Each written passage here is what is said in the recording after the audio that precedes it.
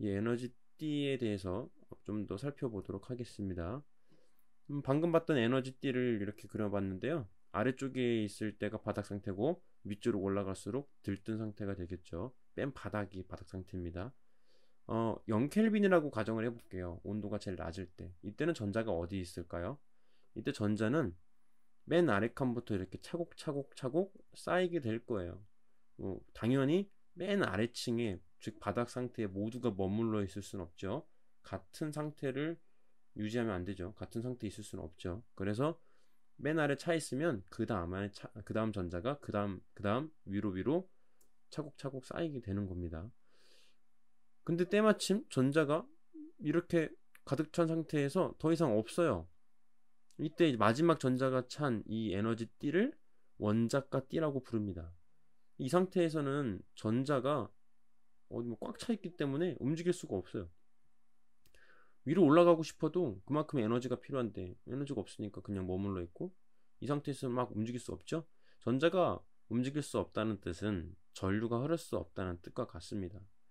전류가 흐르려면 이 전자들을 어떻게 해서든 움직일 수 있게 만들어 줘야 되는데, 그 방법은 전자를 이 위에 있는 전도띠로 올리는 겁니다. 전도띠란 용어 새로 나왔죠. 전도띠로 이 전자들을 이송시켜 주면 자유로워진 전자가 생기는 거죠. 그러면 전류가 흐르겠죠. 한번 얘네들을 전류가 흐르도록 만들어 줍시다. 그러기 위해서는요, 외부에서 이 전자들에게 에너지를 공급해 줍니다. 어떤 에너지냐? 이 띠간격 이상의 에너지를 공급해 주는 겁니다. 공급해 주면 전자가 위로 올라가게 됩니다. 물론 그것보다 더 작은 에너지였다면 올라가다 다시 떨어져서 원위치로 오게 되겠죠. 어쨌든 에너지를 줘서 전도띠로 몇 개 올라갔다고 한번 해봅시다. 이런 경우에는 전자들이 나름대로 자유로워졌어요. 여기에 이제 양쪽에 전압을 걸어주면 전자들은 이렇게 움직일 수 있게 되겠죠. 물론 밑에서도 이 전자가 빠진 이 빈 공간 있죠? 이 빈 공간이 생겼기 때문에 전자들이 움직일 수가 있어요. 전자들이 움직인다는 얘기는 마치 이 빈 공간이 움직인다는 거죠. 전자들이 플러스 쪽으로 오른쪽으로 조금씩 옮기다 보면 이 빈 공간이 왼쪽으로 움직이는 것처럼 보이게 될 거예요. 이 얘기를 정리하면요, 자유전자가 생겼다, 뭐 빈자리가 생겼다, 이 얘기는 전류가 흐를 수 있다는 얘기예요. 대신에 에너지를 줘야 되겠죠. 여기서 이 빈자리를 부르는 말이 있어요. 요 전자가 빠진 이 빈자리를 양공이라고 부르고요. 양은 플러스의 의미고 공은 어떤 구멍을 얘기를 하는 거죠. 플러스 성질을 가진 구멍이라고 보면 되겠습니다. 정확하게는 양이온이라고 생각해도 될 것 같아요. 자, 이 페이지에서 가장 핵심이 무엇이냐 이거죠. 띠간격 이상의 에너지를 공급해주면 그때 전류가 흐를 수 있다는 거예요. 알겠죠? 에너지를 공급해줬을 때. 자, 그런데 물질에 따라서 이 띠 간격이 달라질 수 있거든요. 물질에 따라서 에너지 분포가 달라지니까요. 어떤 원자냐에 따라서 이런 경우가 있고요, 이런 경우가 있고요, 이런 경우가 있습니다. 제일 왼쪽은 뭐 띠 간격이 적은 걸 떠나서 아예 겹쳐 있죠. 그리고 가운데는 굉장히 멀고요. 세 번째는 어느 정도 뭐 넘어갈 수 있을 것처럼 생겼습니다. 제일 왼쪽에 있는 거는, 여기서는 뭐 굳이 뭐 에너지를 줘서 원자카띠에 있는 전자를 전도띠로 올릴 필요가 없어요. 애초부터 원자카띠의 일부가 전도띠에 있어요. 이런 경우에는 플러스 마이너스 전압만 걸어주면 자유롭게 움직일 수 있겠죠. 그렇죠? 가운데 있는 상태에서는 전류가 흐르려면 에너지를 많이 공급해 줘야 될 거예요. 그렇죠? 띠 간격이 커서 전자가 전도띠로 전이 되기가 힘듭니다. 그런데 세 번째는 비교적 에너지, 뭐 적은 에너지를 줘도 그 띠 간격을 넘어서서 전도띠로 올라갈 수 있게 되겠죠. 이렇게 물질은 세 가지로 구분할 수가 있는데요. 이 첫 번째 궤도부터 보면, 첫 번째 장면부터 첫 번째 이 겹쳐 있는 이러한 물질들을 도체라고 부릅니다. 전압만 걸어주면 전류가 흐르는 거예요. 그리고 가운데 있는 애들은 전류가 잘 흐르지 않는 애들이죠. 얘네들을 절연체라고 부르고요. 보통 부도체라고도 부르기도 합니다. 세 번째는 얘는 도체도 아니고 절연체도 아니고 반만 도체다. 그래서 반도체라고 불러요. 얘네들은 어떤 물질이 있는지 그 예시를 한번 살펴봅시다. 도체는 우리가 알고 있는 이런 것들이 있겠죠. 동전, 숟가락, 수토가락, 볼트. 절연체는 전기 안 통하는 이런 나무나 이런 유리컵들이 있겠고요. 반도체는 이런 것들이 있어요. 이런 칩 안에 들어가 있는 규소, 실리콘, 그리고 저마늄 이런 것들이 반도체 물질입니다. 여기서 이제 우리가 앞으로 핵심적으로 다뤄야 될 부분은 바로 이 반도체입니다. 이 반도체의 특성에 대해서 앞으로 살펴보도록 할 건데요. 이 주기율표에서 반도체를 한번 찾아볼까요? 반도체가 어디 있을까요? 여기 있네요. 14번째 14족에 있습니다. 이 14족에 있는 원소들의 특징은요, 규소를 예를 들어 설명을 하면 최외곽 전자가 4개입니다. 이 최외곽 전자가 4개가 되면요, 어떤 현상이 일어나냐면 얘네가 고체 결합을 하잖아요. 그러면 최외곽 전자가 8개가 됩니다. 이렇게 서로 공유하게 되면 8개로 꽉 차게 됩니다. 더 이상 늘어날 수도 없는 상태죠. 이 얘기는 전자가 움직일 수 없다는 뜻이에요. 에너지 띠로 설명을 하면 원자가 띠에 전자가 가득 찬 상태인 거예요. 전류가 흐를 수 없게 되겠죠. 근데 여기다가 전류를 흐르게 하려면 아주 특정한 작업을 해주면 돼요. 어떤 작업이냐? 바로 오른쪽에 있는 15족에 있는 원소들을 이용하는 겁니다. 이 가운데 있는 이 규소 대신에 15족에 있는 원소 하나로 이제 바꿔치기를 한번 해볼게요.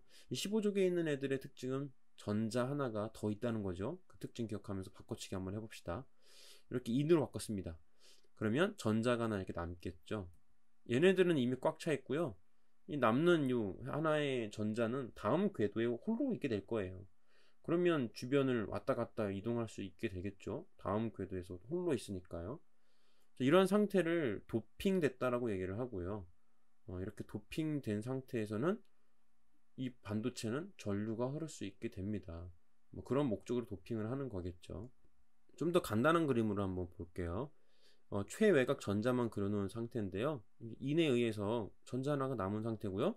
여기 양쪽에 전압을 걸어주면 이 전자는 이렇게 점점 이동하게 되겠죠. 전류가 흐를 수 있다는 거예요. 얘를 에너지띠 개념으로 보면요. 여기 최외곽 전자가 가득 차 있는 상태죠. 그런데 여기서 인을 추가시켜주면 불순물을 갑자기 도핑해주면 이 불순물에 의해서 새로운 에너지 준위가 형성됩니다. 기존과는 다른 물질이니까 추가되는 물질이 갖고 있는 에너지 준위가 더해지겠죠? 근데 그게 어디냐? 바로 이 전도띠 바로 아래입니다.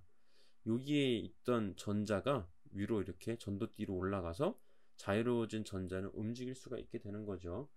물론 전자가 원래 있던 것은 전자가 없어졌으니 이 인은 양이온이 되겠죠? 양공이라고 부르는데요. 사실 여기서는 그렇게 중요하지 않습니다. 이 전자가 존재한다는 게 중요한 거죠. 여기에 플러스 마이너스를 걸어주면 전자가 이렇게 움직일 수 있게 됩니다. 전류가 흐른다는 거죠. 그렇죠? 이러한 반도체, 그러니까 전자가 남게 되는, 불순물에 의해서 전자가 남게 되는 이런 반도체를 N형 반도체라고 불러요. 여기서 N은 네거티브, 그러니까 마이너스를 얘기를 하는 거죠. N형 반도체가 있고요. 하나 더 있습니다. P형 반도체가 있는데 그 P형 반도체는 어떻게 만들어지는지 한번 보도록 합시다. 다시 주기율표로 봅시다. 방금 봤던 장면이랑 똑같은 장면이에요. 이 규소는 이렇게 최외곽 전자가 가득 차서 움직일 수가 없다 그랬죠. 그런데 여기에서 15족 원소가 아니라 13족 원소를 한번 골라볼 겁니다. 13족에 있는 애들은 전자가 하나가 부족한 애들이에요. 최외곽 전자가 3개죠. 이 중에서 하나를 이 가운데 있는 규소와 교체해 볼게요. 알루미늄이 선택됐네요. 알루미늄은 전자가 하나가 부족한 상태죠. 이렇게요.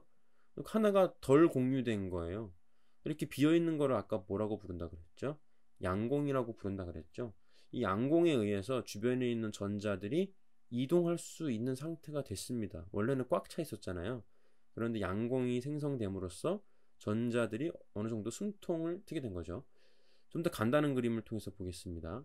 여기 규소가 있는데요. 그 사이에 알루미늄 보이죠? 양공도 보입니다. 여기에 전압을 가해주면요. 이 주변에 있던 전자가 양공으로 들어가게 됩니다. 물론 이 플러스 마이너스 영향을 받아서 이렇게 이동하게 되겠죠. 무작위로 선택된 거예요. 그 다음에 이 양공을 또 차지하기 위해서 또 다른 전자가 이렇게 들어가게 됩니다.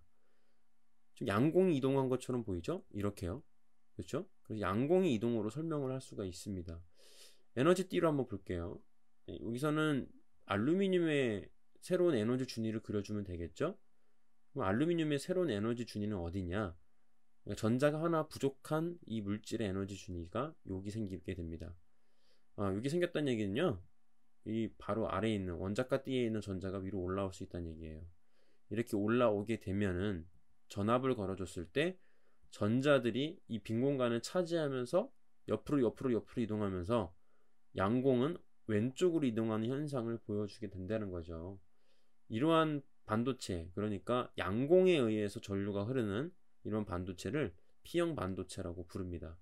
P는 포지티브의 P겠죠. 양의 뜻을 갖고 있습니다.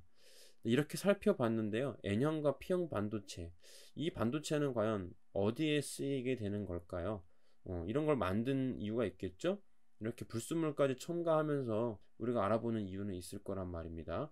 얘네들은 우리가 살면서 정말 많이 보게 될 거예요. 그만큼 중요하다는 얘기겠죠? 다음 시간에는 얘네들이 어떻게 어디에서 쓰이는지에 대해서 살펴보도록 하겠습니다. 자, 그럼 오늘 수업은 여기서 마치겠습니다. 고생했습니다.